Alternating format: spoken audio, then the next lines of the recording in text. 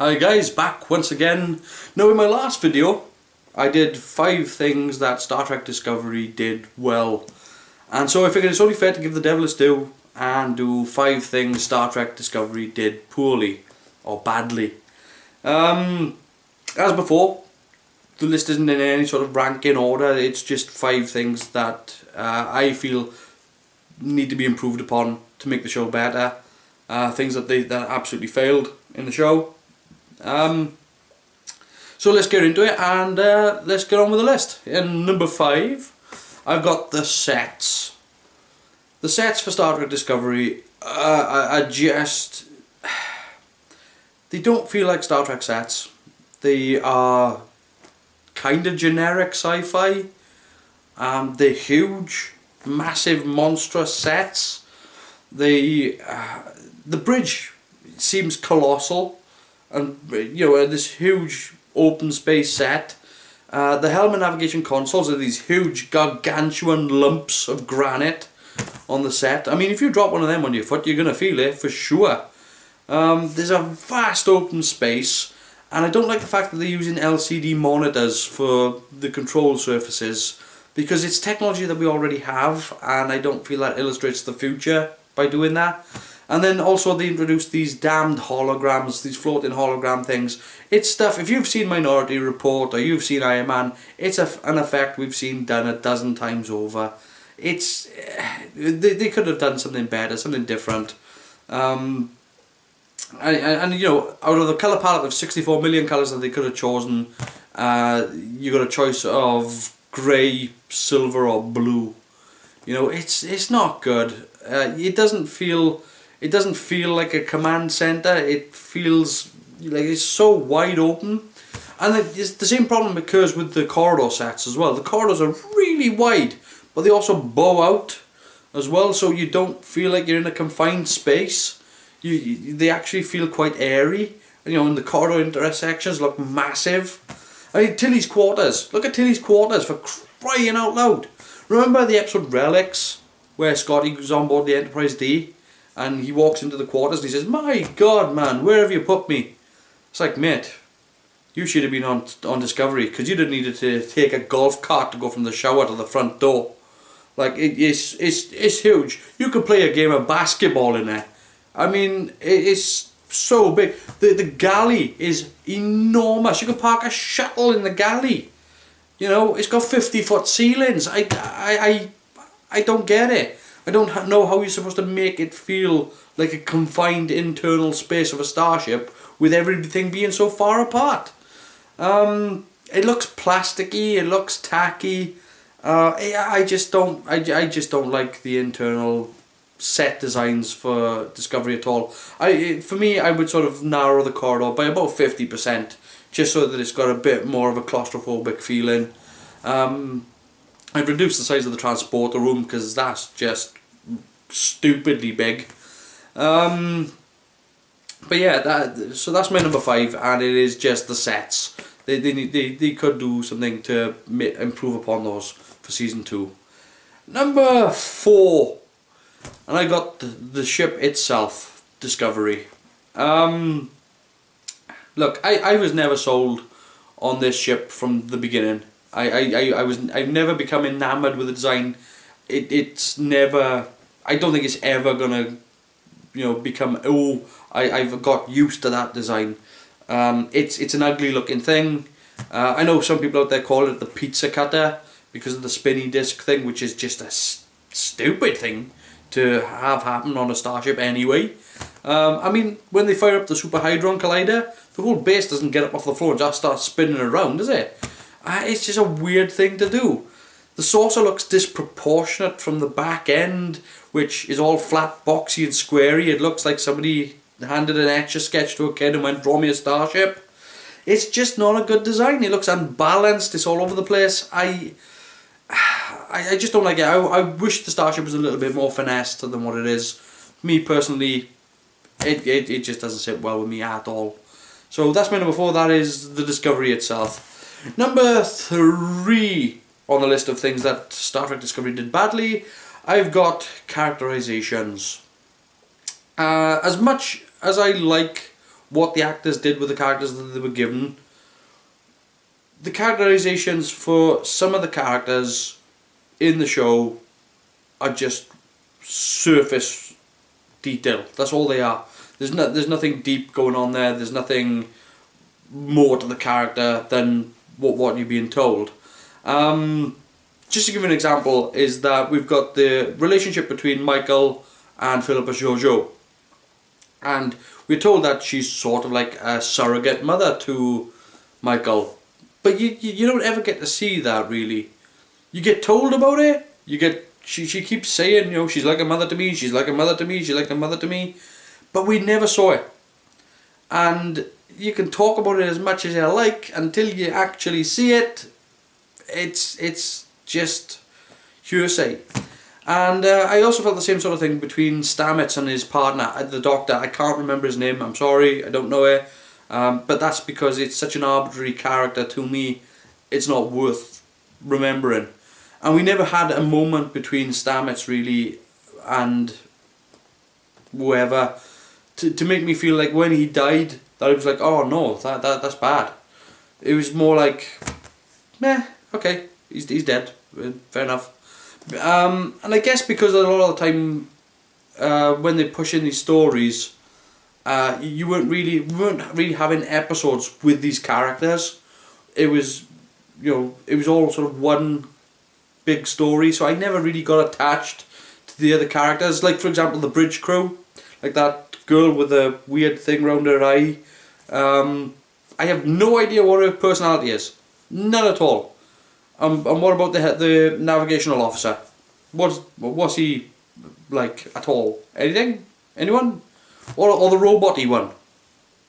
Anyone know what the person's character is? Not a clue. Not a clue.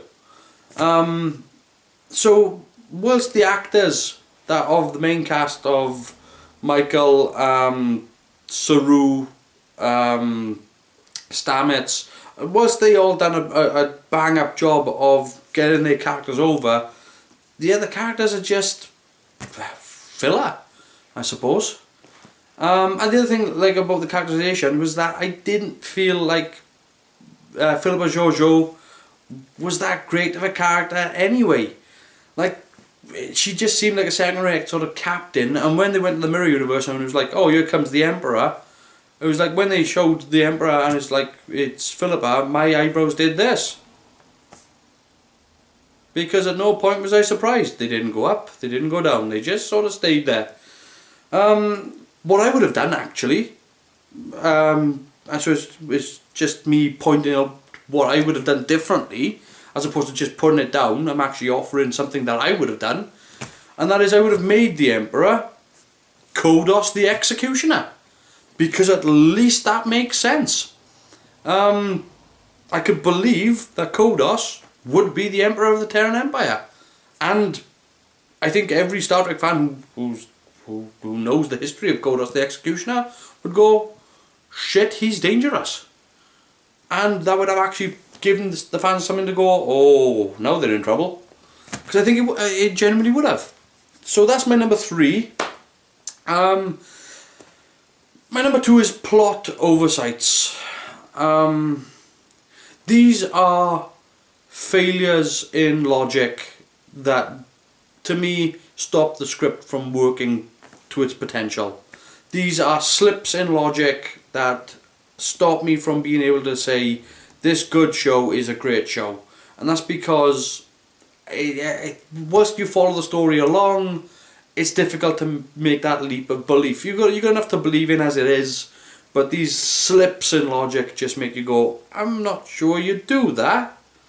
As an example as well, I'll give you putting Emperor Jojo in command of a starship unsupervised. What? There isn't an authority in the universe that would put a nutcase in charge of a starship and just leave him. You know, if Cornwall had stayed there to say, look, you know, I'm going to stay here on board and just to keep an eye on her, then I could have at least gone on board with that. But to just say, no, we've fully given her the free run of the ship, that doesn't make sense to me. And again, I mentioned in my review of the finale about how they should have had more than one bomb because there's no way possible for that Klingon, L'Rell, to ever demonstrate that what she has in her hand is anything more than a plastic box with lights. There's absolutely no way. So if somebody doesn't believe her, the only thing she can do is blow up the entire planet just to prove it. And at that point it's too late. So, and let's not forget, something like Stamets terraforming the planet. I cannot get on board a show that takes 30 seconds to terraform a planet. Like, it's really difficult to just go, oh, they terraformed a small island, or they terraformed a small area but the entire planet in 30 seconds? No, I don't think so. I'm sorry, no.